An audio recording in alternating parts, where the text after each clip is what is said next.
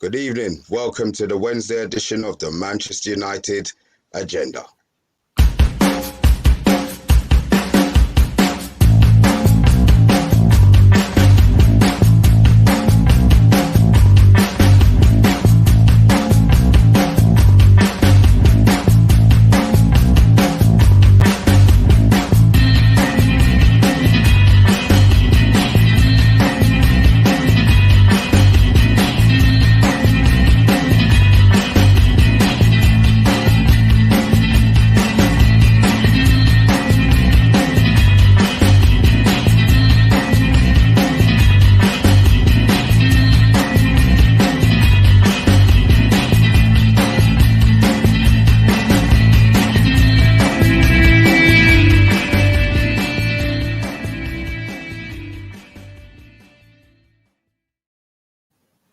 Good evening, welcome.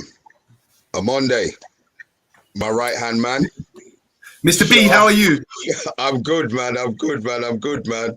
And we've got SHAH down below, keeping the Man United agenda family expanding. How we doing, gentlemen? How's Wednesday treating you? You know what? Let me speak for me and SHAH. We've just got in from work, so we've had a long day. I don't know how you've been getting on, Mr. B, but yeah, we're pretty tired, but we're raring to go. We've got a little spark of life. You're hosting the show. We're talking Man United, so forget about that. Yeah, it's all good. It's all good. He's felt for you, SHAH. Let's go, look. Let's be honest. Subject to the show, criticism of Ollie's coaching. Now, we've had this discussion. We have been having this discussion. So the fact that it's now a national topic. Maybe we were slightly ahead of the curve. Who knows? But look, let's just get straight onto it. OMONDI, I know you're not a big fan of Ollie's coaching tactics, the coaching setup at Old Trafford. So was this music to your ears? The fact that we've had a nationwide now perspective on analysing his coaching, or do you think that it's just something that is going to brush under the carpet once we get another couple of wins? Okay, can I swerve your question a little bit like a politician? What I'm going to do first, I'm going to read out, I've got an article here about the issue that's arisen, which is all over the national newspapers and things. It says, I'll just read it out quickly. It says, manager Ole Solskjaer delegates training responsibilities. So he doesn't train the team. He delegates the jobs almost entirely to his coaching staff, consisting principally of Michael Carrick, who we know, and Kieran McKenna, among others. And the credentials and experience of these coaches, as discussed in the article here recently, is sometimes questioned by the players, according to sources. Shh, we don't know who that is.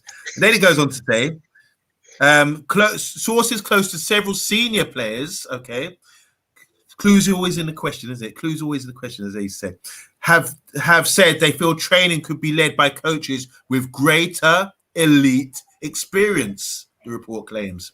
McKenna, previous experience, had been at under 18 level with Tottenham and then United before Mourinho promoted him to the first team staff. The athletics is crucial. The athletic has been told his approach can at times be school mastery.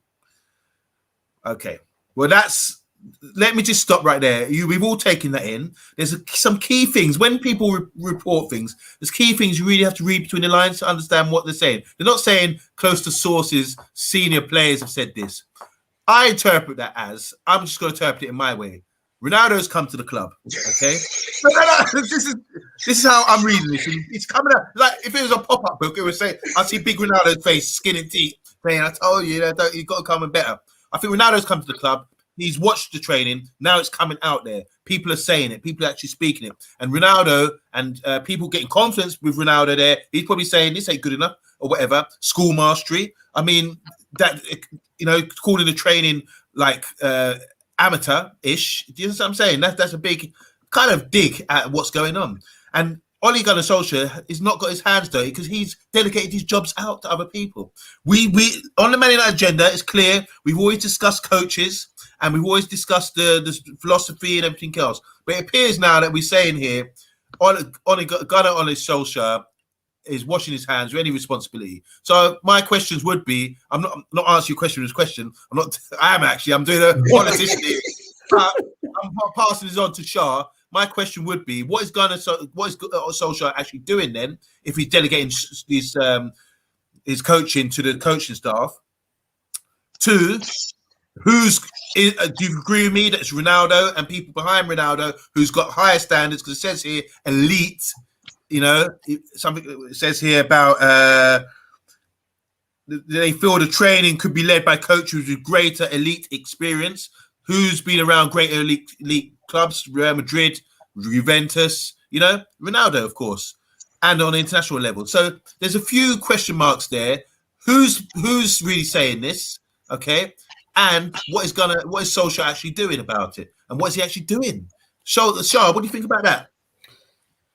So I think that a leaked bit of information is a leaked bit of information. Is it one of the Man United reporters that are upset with what's going on at the moment at the club, maybe trying to stir things up? Who knows? Sorry, can I stop you there? It said it's come from the players, according to this source. Well, I'm just saying. That's what I'm saying. I could write that down and read a report, and then that's it. It's big. But if we're saying that it is true and it's come from that space, I think obviously Ronaldo would be one of the key players that's going to come in and say something. I think also you've got to look at some of the others that have come and been there for a little while, and they can see the errors and the mistakes themselves. Matt has been there for a long time. He knows how the club operates inside and out. Could he have an impact on what's going on and things like that?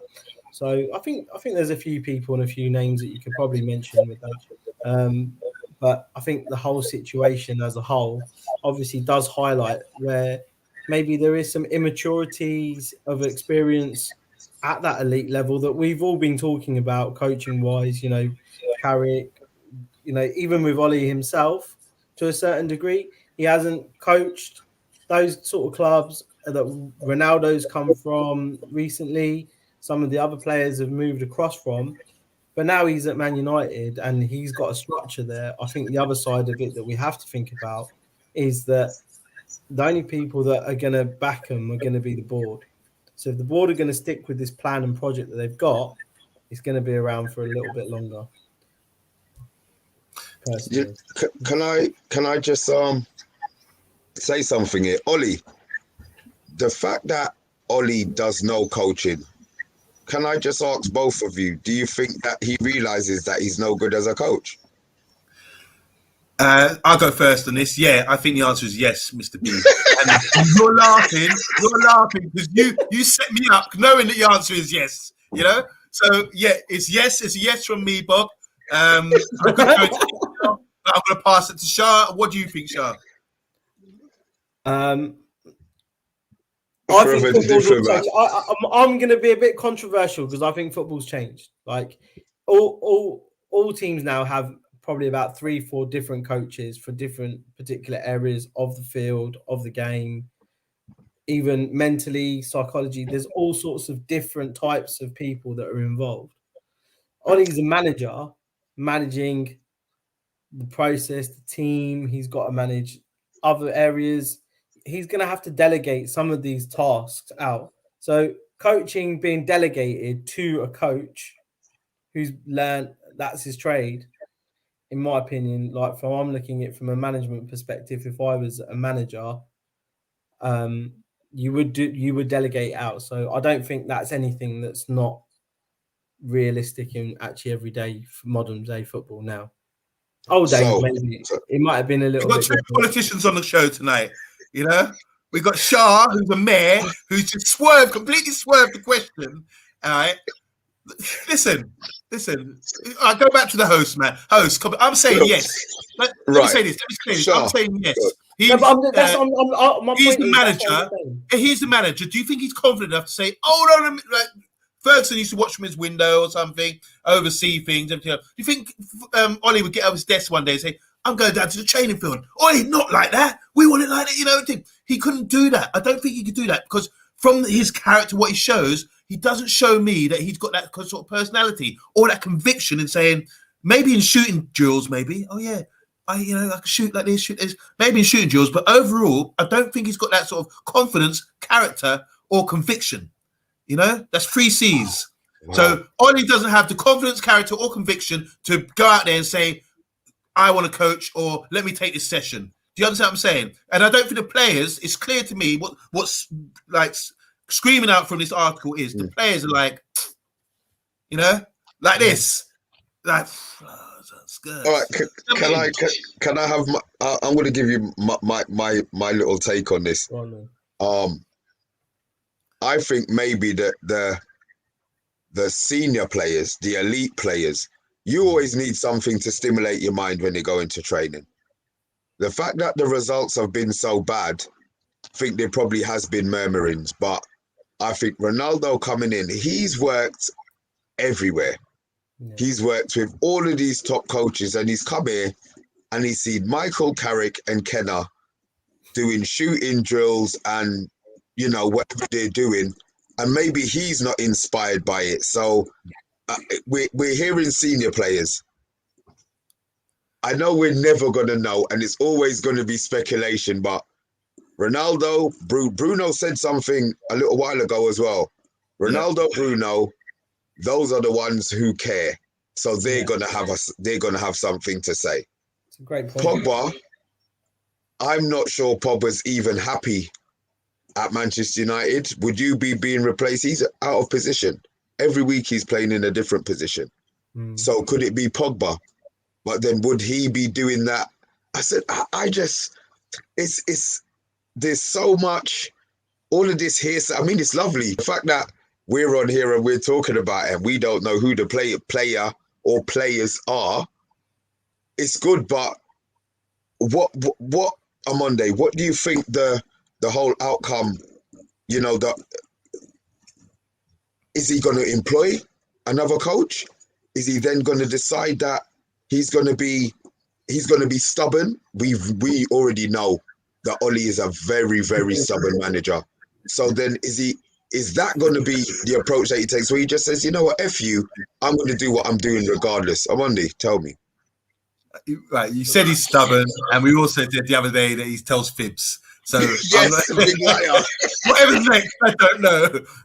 But we're killing this guy's rep. No, it's true. We're just observing. Look, the thing is here, sometimes you need mutiny within the club and players to call things out. There's no hiding place. As a coach, you need to go there and deliver, and the players need to come off and think, oh, that was a great session. Oh, yeah, it's a good session. They used to say that about Steve McLaren. Oh, yeah, he puts on some brilliant sessions, don't they? Remember Steve McLaren? He was a great coach, as in a coach, coaching the players, doing drills, sessions, everything else. And you have, making it fun, but making it important, making it relevant to the philosophy of the game that we're playing. We've got a defensive coach, as SHAH was saying earlier. Yeah. All right. We've got a defensive coach, as SHAH was saying earlier. And we've got a set-piece coach. We've got all these specific coaches, goalkeeper coach, everything else. But it's got to be fun. It's got to be enjoyable. And yes, these murmurs and these whispers is only for the better of the club. Let's not get twisted like it's some sort of backstabbing thing going on here.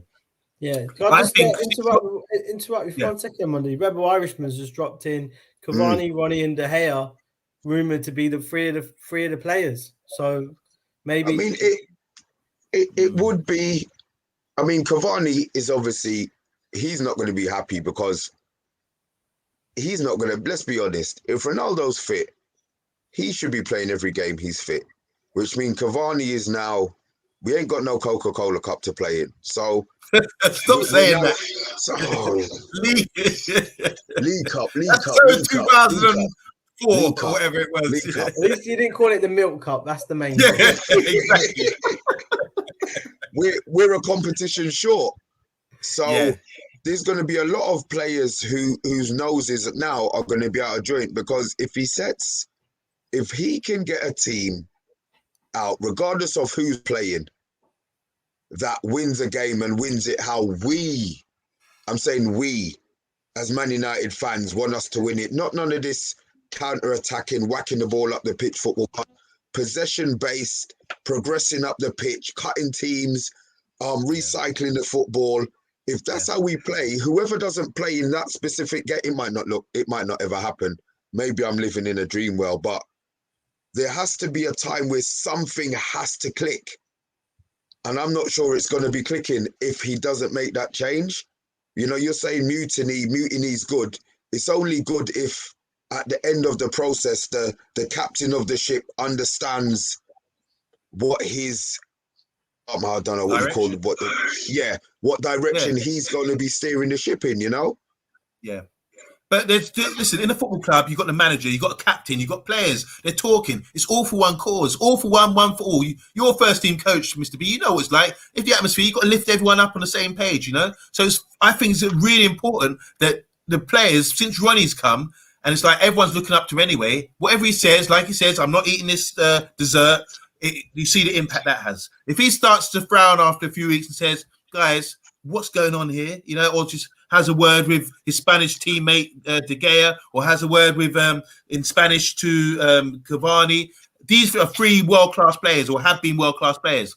They expect better. Do you understand what I'm saying? We as fans will expect better. We can't see what goes on behind the scenes, but they don't want to be a part of a sinking ship or a team that's not going to be underperforming. You've got to call things out. It's happened many times before that players have turned on the coaches and the management to get a better result and say this isn't good enough, it's not acceptable, you know. So I like to see that as big personalities, and not just they're speaking out. Last season we were very unhappy, especially me, about the philosophy of our style of football, not being able to break teams down. Certain things were say, hold on a minute, this ain't right, but maybe no one was brave enough to speak out about it at the time. But now Ronnie's here, he might have said something and everyone's like, yeah, you know, like jumping on board now with it now, because they're like, at least you go with it, Ronnie. You say it, you know, and I'm right behind you, you know, that sort of thing. Whereas last season, someone else might have said it, said, yeah, I'll be right behind you. And as soon as he goes to the manager's office, they're like, whoo, you know, they're gone. So I like this, and I think it's about change. It's about changing the football club, changing the inner, the root of the football club, work the training. The main thing they do, the training, to improve the philosophy of the play, to improve our performances, and to get us working harder in the right areas, just to tweak us, to make us that much better. Because at the moment, we haven't been performing well. To be fair, we haven't been, even though we're up there in 3rd or 4th, we haven't been firing all cylinders, as it seems. So I'm with it. I'm with that. I like that idea. Sure. One thing that we have to remember, when Ferguson was in his longevity as the manager of our lovely club, and you know the way he managed it, he had changes. He made changes, whether it was on the pitch, on the side of him. We saw different coaches come through. Ronaldo was here because of Carlos Queiroz, right? Yeah. If it wasn't for Carlos Queiroz, would we have probably known about scouting Ronaldo? Sorry, Carlos Queiroz always brought us Bebe as well. Just keep that in mind. But we also brought Nani as well. Oh, all right. Well, the skills, you know, have gone off. Yeah, I'm losing now. But my point is that actually change and evolution might come with a little bit more tenure in all what happens at the club, right? So I think we all support Ollie to do the best, right? That's one thing, you know. Our message is we want Ollie to do the best as he can as our manager, not the worst. We don't want any bad results. We want to all see everyone winning and in good mindset. Yeah. Sometimes you do need to, like you said, Amondi, just change it a little bit. So maybe that might be something that the new technical directors, we've got new structure in the back office of the business, and that is Manchester United, that maybe thinking about other possible candidates, to fill some of these gaps. You know, we saw the addition of a defensive-minded coach to come in to deal with our set pieces.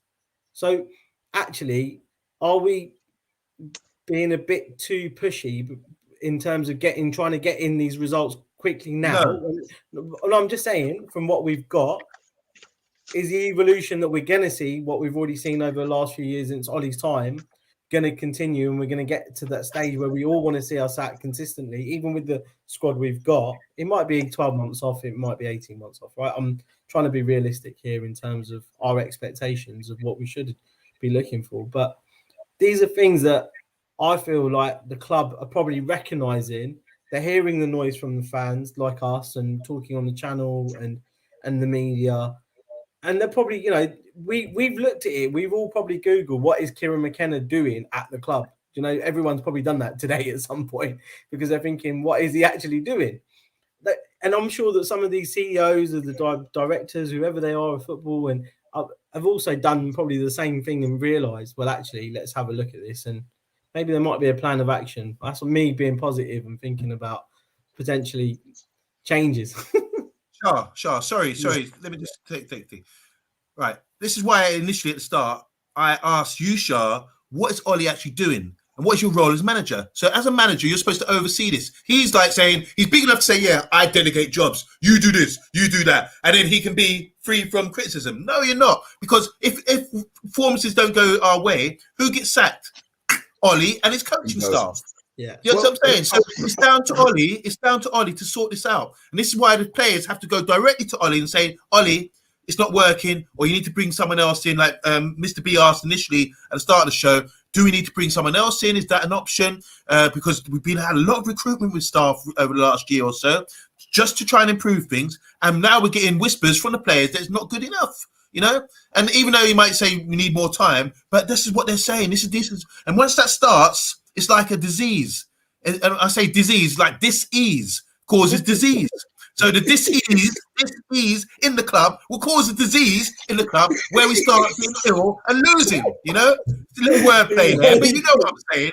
You know what I'm saying, guys. So it's go to the manager. He's the one who takes responsibility. He's the one who's going to get his head chopped off if things go wrong. So he better listen to what the players are saying and start taking heed about this. And whether it's not like he's going to step and say, right, I'm taking over first team training now. You move out, give him my whistle, because I don't think he can do it.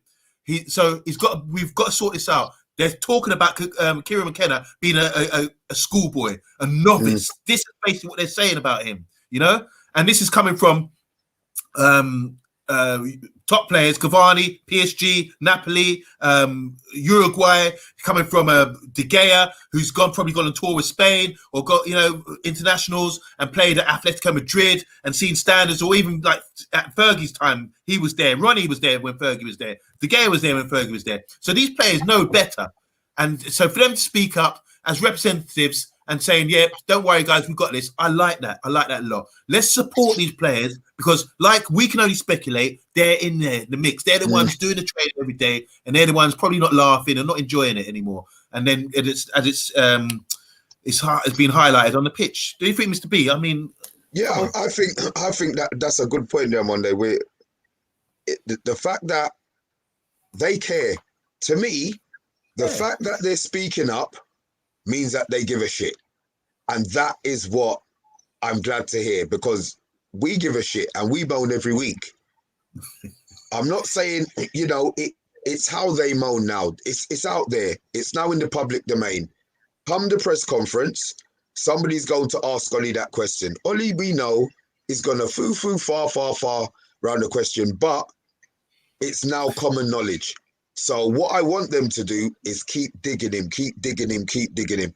McKenna, you were talking about Ollie getting sacked and the coaching staff getting sacked. I think it will be Ollie. I don't think it will be the coaching staff. They will just get rid of the figurehead, but they will still keep the same shit underneath them. And I think that would be the issue. I think that would be the biggest problem. If a new manager comes in, he wants to bring in his own staff, doesn't he? When David Moyes came in, he got rid of all the top coaches that we had in the club. He said, we're not all of them. He didn't get rid of them. He offered them jobs and they didn't want to stay. Is that right? Oh, sorry. Okay. Well, they left anyway, yeah. No, but that's what I mean. Like they chose. He probably offered certain ones to stay because I think Rene came out with it, right? So he was like, "Listen, Rene was a good coach." Yeah, exactly. So I don't know. It's about the structure, isn't it? I don't know. This is a good talking point though, because the main point is we're not cussing. We just want better to improve our performances and our club to be up there. Because compare with Pep's team. I mean, Pep had a top. He's got a top boys around him. If you watch the all or nothing thing, you can see the his right hand man was always with him, like, and they were on it. There's like, you could tell the desire in them to improve. And Pep's the sort of guy who will come out on the training pitch with the whistle and show no, because it's his philosophy. Do you understand what I'm saying? And if it's not being delivered correctly, then he's going to come and say, no, you've seen him on the sideline saying, look, no, we want that triangle here. You're supposed to be here, you know, this kind of thing. So Pep, I love to see that in him because he's convicted in what he's doing. So what is Solskjaer's philosophy? What if it's not working? Why is he coming out there on the pitch? And why is he talking to Carrick about his philosophy of play and everything else?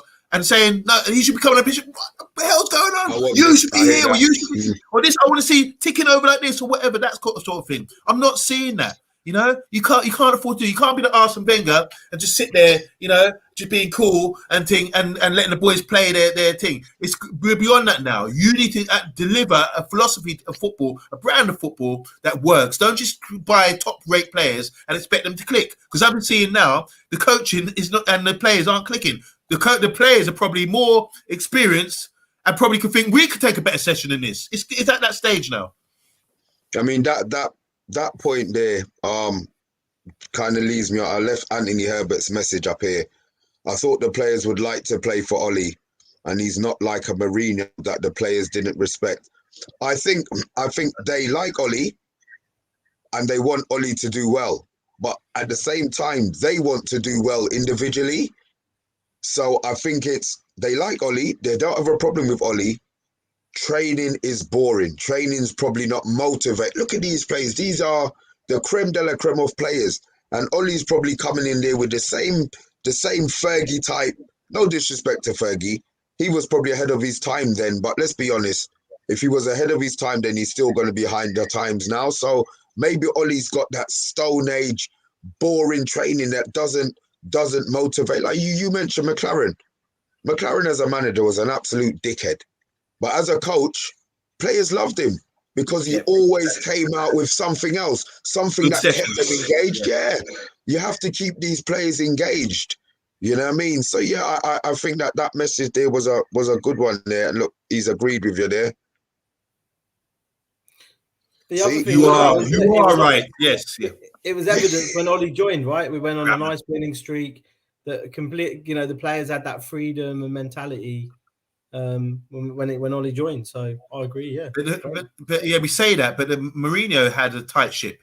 It's his way. At least he like I say, once again, conviction in what he's talking about and what he does. If he wants to sort of try and wind up a player or do whatever to Pogba to get the best out of him, it's like we look at Martial, for example. How do we get the best out of him? If it was me as a manager of Martial, I'd be thinking, right, I'm gonna do something to annoy this guy. Look at Brian Clough used to do. He used to shame people, cuss them, and they think, oh God, and then they come out and play better for it. You've got to find it's a psychological thing. You know, you can't just sit back and say, go on, boys, and play. You know, this is why I'm saying we diss Mourinho. A lot of people diss Mourinho, but Mourinho is probably from the early 2000s or the late 90s where it was slightly different. Where players at 18 years old weren't millionaires already, and they could take that kind of abuse or they could take that kind of psychological thing. I remember Materazzi when Mourinho left Inter Milan, he was crying his eyes out, grown man, that this guy was leaving because Mourinho was able to push his buttons and get the best out of him. This is a World Cup winner, mind you. A guy went on to win the World Cup and won a treble with Inter Milan. Do you understand what I'm saying? So Mourinho obviously done something that's good, but it's obvious. But we say, oh yeah, let the players have their freedom. No, that was maybe a good thing. Initially, yeah, we had a 12-game winning streak, but the freedom thing, it gets better out of hand because you're going to lose respect from the players eventually. Just another one here from Rebel. Levels of movement and fitness at the start, and now that's completely dropped. That's down to the coaching. Again, so we are blaming the coaches. So look, let's be honest. OMONDI, SHAH, we've had the discussion and we've had it since OMONDI, you've been bleating about it since I've met you, bruv. So that's not going to change. Our hopes are that Ollie takes heed. McKenna steps up. Carrick steps up, and the whole of that coaching staff step up to a level that we as Manchester United fans are going to be happy with, you know. But another subject, another elephant in the room. Newcastle. I mean, I'm going to be honest. I'm not worried about Newcastle at this present time. What I want Newcastle to do is buy some of our players. If I'm honest, that's what I want. The players that we think that we don't need, you know, the players that Man United never make any money. We don't make money, you know, but it could be the fact that, look, we bought James, we made money on Daniel James. Yep. So maybe it's a thing now. We're hold on a minute. I'm thinking, well, Martial not going to get into the team. Van der Beek not going to get into the team. 60 mil, 70 mil for both of them. Would they go? How are Newcastle going to go about their whole? Because let's be honest, I'm hearing they've got 200 million to spend now. If Man United could get 70 of that in January, you know, early January, so that we've got a couple of weeks to spend it, I would be quite happy on Monday. What do you reckon? Do you think that it's really going to have that kind of effect on Man United? Short term, long term, probably. Long term, quite possibly. Okay, because we've got to look at it like this: when Man City got the money, they went out and bought players. They had to be smart about who they're buying. So they bought Company from Germany. He was in Germany at the time. They bought Robinho. He was like the main player for them. So it's not top players at the time, or it's the players you think are going to have potential to do well in a few years' time. So they bought David Silva from Valencia, who turned out to be a great player. They bought Kun Aguero, you know. So who on the market? They're not going to be going out and getting Haaland. They're not going to be going. These players are established. They'll be playing in Champions League football. They want that. So in a couple of years, if Newcastle can get top 4 and Champions League football, which is what the aim is, and to win the title and win big trophies, then that's what they will be doing. But initially, they're going to have to be sensible with their signings, and buy players who are maybe who would accept the money and accept non-Champions League football, and maybe players that are just on the cusp of being good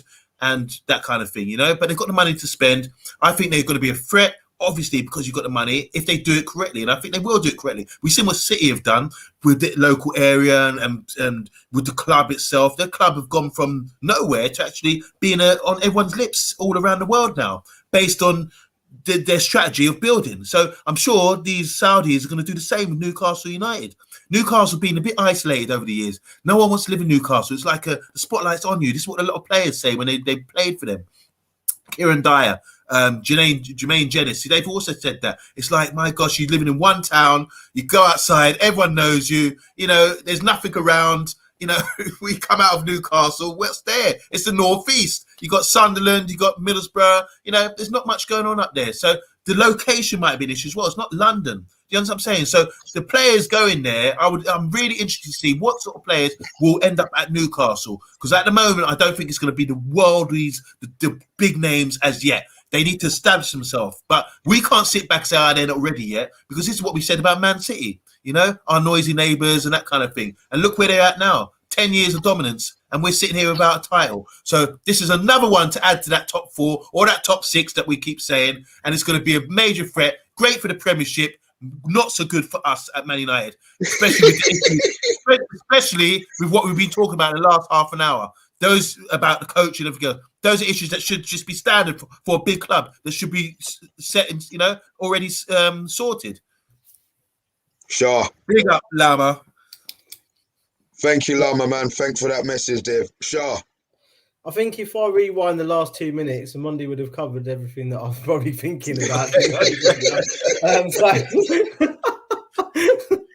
But I think don't start me off, man. Don't start me off. But I think we have 30 seconds. Realistically, that anyone coming in with that kind of power, buying power, are going to be a threat in this modern day. It's always a changing world, the football world. You know, we're seeing this a lot now. The billionaire owners own football clubs throughout the Premier League, but these guys are coming in at another level and with a lot of investment, you know. So like, also the things like financial fair play rules, I'm not too sure whether they imply or what things have been set. I don't know. Like, yeah, because obviously Newcastle aren't a big revenue generating in terms of commercials as big as like Man United, for example. So are these things going to go against them for buying? I'm not too sure because I'm not like, I'm not educated in that space enough. But like, these are things that we could see as a challenge in the first initial seasons, like you said, OMONDI, like bringing in some of these fringe players, or maybe even some investment that's going to go on throughout all the different age groups as well, and the community, like you mentioned. I think is a positive thing for football and for Newcastle. It's a negative thing for a lot of other teams around them that are probably going to get hindered. But I don't think we're going to see that, like a lot of people have been saying in the comments, until next few years' time. So by that time, we would have won the treble, won the Super League, won the Super Cup. Yeah. We'll be setting new records. Ollie's here to change things, guys. You know what, Shah? We're going to get Paul McKenna instead of Kieran McKenna. That's what was going to happen. Yeah, exactly. Shah, you are one of the most optimistic, I swear. Sometimes, our little midnight conversations, yeah? I will come on the phone and speak to you about something, and you will twist it and make it so positive. I mean, we've had a conversation about Ollie's coaching. You are not having a bubble about Ollie, are you? I'm not interested in Ollie in, Ollie out, but as a person, you will not have anything bad to say about Ollie. I think the reason why I don't personally, I think what I've felt for our club since Fergie's left, I've not felt that way about our club since Fergie's left. Emotions involved, how the team is, when you go to the stadium. All right, everyone gets frustrated with results. Yeah. Fergie's lost enough finals. He's lost enough semi-finals. He's come out of enough cups. But he learned, he grew. The players learned, they grew. And I think what we're seeing is we're getting a squad that Ollie wants. Has Ollie got the final pieces of the puzzles that he wants? Remember, we didn't have a 22-man squad that was competing for each position for the last 6 years, 7 years. We haven't had that. We had our academy players in Louis van Gaal because he didn't have a second 11, right? This season and the season before is only been the real season that we're seeing players that are able to be substituted and be almost at the same level of what our first 11 are. 1 second. You said about a 22-man squad. I would look at a 22, 23-man squad as having covering every position. Yes? Yeah. Okay. Do we have covering every position in your 22-man squad? I'm talking about what players are on our squad list. They are like, left back, right back. We've got 2 sets. Yeah, but I'm just trying to say with the squad that we've got, we didn't have that 100%. Vote SHAH, politician, businessman. It's amazing. I heard what I answered. I heard what I asked him, and then I heard his answer, and I know he heard what I said. But SHAH is cool, isn't it? Forever did. I'm just saying from my perspective. That's what I've seen, and I've seen Ollie have 4 transfer windows, get players in that are always adapting, always changing, and the evolution of the team is growing. The players, the types of players you've got, and you've got to adapt for the players, the new squad coming in. Mr. B, your first team now, right? So, like, when you come to summer and you're thinking, do you know what? I've got a little weakness. You're going to go out and fill that weakness. Yeah, right? but that's what you do as a manager, right? Like in the midfield, yeah. Thank you, OMONDI. Thank you, SHAH. Talk to me, please. Talk to me in OMONDI. We've got even Fabrizio Romano's come out and said that they were in for both of them, right? One second. We've got 6 minutes left. Yeah. Talk to me in OMONDI and tell us. Now, sorry for cutting you off. Romano said, go on. No, Romano said that because Ronaldo came, that's why they turned off the Camavinga and Saul Niguez deal. That's what's been talked about. So you as a manager, No, you need for you to compete, you need a central. Forget about holding a central midfielder. You're offered Cristiano Ronaldo, who has paid for himself. He's cost nothing. And you're happy that you haven't got the central midfielder. I'm not happy. I've said that enough times on the show. I'm not happy that it didn't happen, but I think it will happen maybe this January. I think we'll maybe see someone come in. Isn't that 3 months too late though, Shah? The January, let's be honest, right? There was a question up here from I'm gonna find a question about a comment that was made about us being, here we go. This one here. I'm not gonna try Gaurav. Why are Man United fans? Yeah. This message here, why are United fans forgetting that City, Chelsea, Liverpool have played each other? United have all the tough games. So we will be 7 points off the top after 5 games. Now, in January, it might be too late for that central midfielder that we should have got the beginning of the window. So you're saying, okay, we might get him in January. January might be too late. Shouldn't he have pushed it? Shouldn't he have pushed to have got the player that he... You start a season with a complete squad. And let's be honest, we all knew... what was missing. Yeah, 100%. So why didn't he get what was missing? That's probably... Look, I can't say anything apart from the negotiations, right, of the players. Maybe some of the players wanted too much too soon. You know, United have had a habit of now buying players like Sanchez, paying them some silly money, right? And it hasn't worked out. So they've tried to have to cut back certain bills, certain things, and have a look.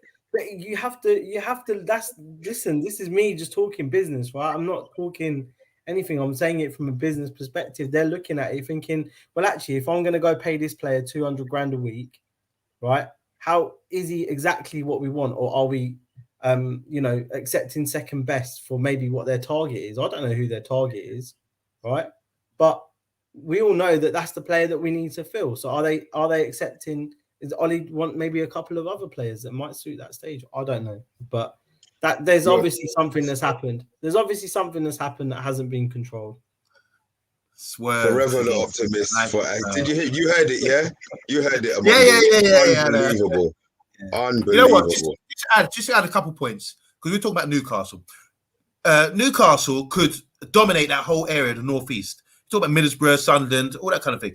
Look how many great players. I was looking at Brian Robson, who's one of our greatest captains. There's some tribute, maybe it's his birthday or something, all over Twitter at the moment. But it reminded me of what a great player he was. He's from Northeast. We've got Chris Waddle from Northeast, Shearer, Gaza, Steve Bruce is from Northeast. There's a good area there. If this Saudi team get in there and run that whole area, they could have the whole youth thing set up. Carrick as well. Yeah, sorry, Carrick. They might even take Carrick and McKenna, and that's it. The coaches. There you go. Carrick, McKenna. Do you think it's going to come a time where if a player, like we're going in for a player, and the player will find Newcastle more attractive? Because maybe not at the moment, but this is another threat. This is another threat to us as well. So this it's good in a way. It's more competition, but like the question said earlier about the big teams already played each other. We haven't really. We've got to face them now. It's like it's making the league harder, and we need to step up our coaching, our play, and all this kind of thing. It's really important. The whole thing we've covered tonight is really important. 1 second. Sorry, just this one from MUFC updates. To be fair, CDM or not, the squad is more than capable. Ollie needs to grab this by the merps and be brave with his formation. I'm just a quick one. Yeah. What formation? MUFC updates. Would you like, Ollie? You don't have to say the players, but if anybody's watching, leave a formation and maybe even the players in the formation in the comments, just so that we can see what the vibe is. The vibe is with you lot, because in my head, I've got 4-3-3. I think we've got the players to play 4-3-3. And not just that, some managers have a style of play. If you haven't got the players there, you've got to adapt a little bit and pick the best formation for the players you got at the club. You know, and I agree with you, Mr. B. I think the 4-3-3 is perfect, but that means drilling Pogba, as we see at international level the other day, and Bruno to drop a bit deeper and play as them two number 8 sort of thing, a lot deeper. But they can do it. You see them do it at international, right? But they need to be coached at Man United and have the discipline and respect. Not as we talked about, Mourinho was hard on them and everything else, but Rolly came in and gave them the freedom. These were the words we were using, SHAH and others, you know, gave them the freedom. That freedom's a bit of disrespect now. Oh, I'm a 10. I don't have to do that. I can cheat, that kind of thing. For the players we got, for me, that's the best. Mr. B, you're right. That's the best formation. Holding midfielder McTominay or Matic more like for me, and Bruno and Pogba just as 8s floating around. That would be killer if it were. Look at Man City. Yeah, sure. And it is a great show. I agree. This is a really good show tonight, man. You might not get a track. Look, we might sell a Solo to a Newcastle agenda. You know, the way things are going. How much do you reckon we get for him? Free transfer, maybe. I don't know. Or loan him out. Oh, God. Look. Oh, listen. Oh, God. Oh, God. Oh, God. Look. Get yourself fit, Solo. Look, Solo, it looks like we're selling you to Newcastle, boss. I'm sorry, there's been a mutiny. And look, let's be honest. Look, we'll take the money. So, away the lads. The report says the host is not elite enough. A few of the panelists have said it's like schoolboyish. Oh, Lord. Look. Oh, God, look. He'll be back soon. He'll be back soon, I'm sure. Yeah, get well soon, boss. Hello, man. You know we're on the wind up. But everybody, thank you for the watching. Thank you for the comments. If you like what you've seen, like, subscribe, share, comment below. We always answer your comments. As I said, I asked, what's your favorite formation? What formation do you think Man United should be playing future-wise? Mine, personally, 4-3-3. SHAH will take anything. He doesn't have a formation. Listen, I don't care whether they're playing 3-4. As long as we vote for SHAH. As long as we score. We need to score. We need to win. Whatever formation. Even if he plays 10 up top, I don't care. Let's win. Yes, we can. Yes, we can. Vote for SHAH. Yes. Slippery politician, man. I love your question. You love your answer. Until we die. That's all I'm saying. Look, up there, you see the Europa League shirt? Yeah, we lost that. Lessons learned. Yes. That's the 99 anniversary edition. It's been 20 years since we've done that treble. So let's go in with positivity, because there's history and there's a lot of future in our club and our players, including Fred. Let's back everybody. That's a rousing speech. With that nonsense last name mentioned, ladies and gentlemen, we are out. Ladies.